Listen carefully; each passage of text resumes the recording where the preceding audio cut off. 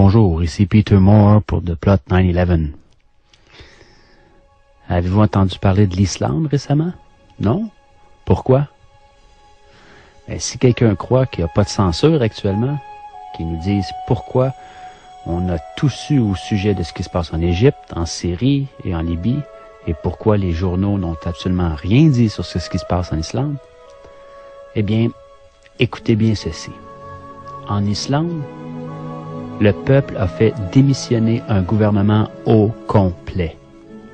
Les principales banques ont été nationalisées et il a été décidé de ne pas payer la dette contractée par ces dernières auprès des banques de Grande-Bretagne et de Hollande, dette générée par leur mauvaise politique financière.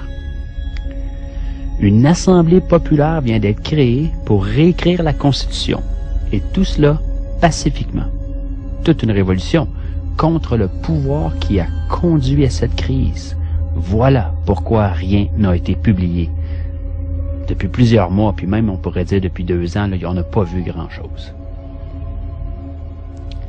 Que se passera-t-il si les citoyens du monde en prenaient exemple? Brièvement, voici l'histoire des faits. 2008, la principale banque du pays est nationalisée. La monnaie s'effondre, la bourse suspend son activité, le pays étant banqueroute. 2009, les protestations citoyennes contre le Parlement font que des élections anticipées sont convoquées. Elles provoquent la démission du premier ministre et en bloquent de tout le gouvernement. La situation économique désastreuse du pays persiste. Par le biais d'une loi, il est proposé à la Grande-Bretagne et à la Hollande le remboursement de la dette par les paiements de 3 500 millions d'euros.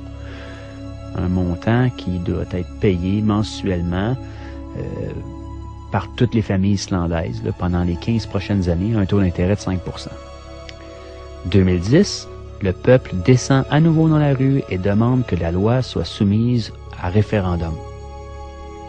En janvier 2010, le président refuse de ratifier cette loi et annonce qu'il y aura une consultation populaire.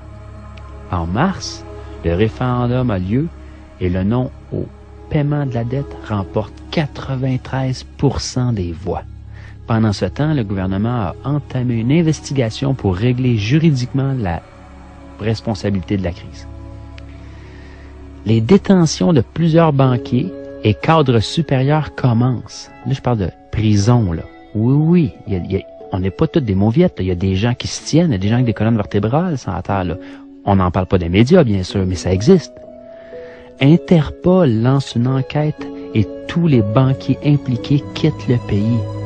C'est comme des rats qui quittent le navire, là. Dans ce contexte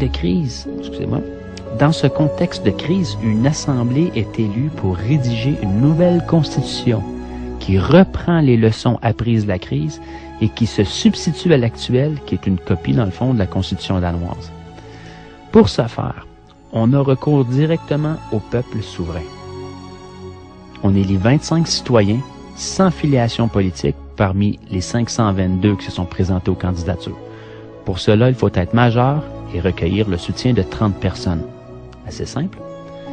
L'Assemblée constituante commence ses travaux en février 2011 afin de présenter, en partant des avis collectés dans les diverses assemblées qui ont eu lieu dans tout le pays, un projet de grande charte. Elle doit être approuvée par l'actuel Parlement ainsi que par celui qui sera constitué après les prochaines élections législatives.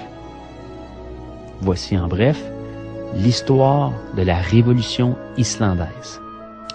Démission en bloc de tout un gouvernement, nationalisation de la banque, référendum pour que le peuple puisse se prononcer sur des décisions économiques fondamentales, emprisonnement des responsables de la crise, réécriture de la Constitution par les citoyens.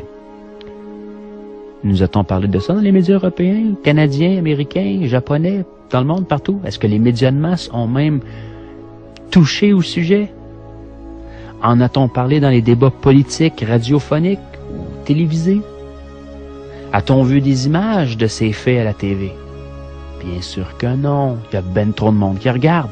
Le peuple islandais a su donner une leçon à tout le monde entier en affrontant le système et en donnant une leçon de démocratie au reste du monde.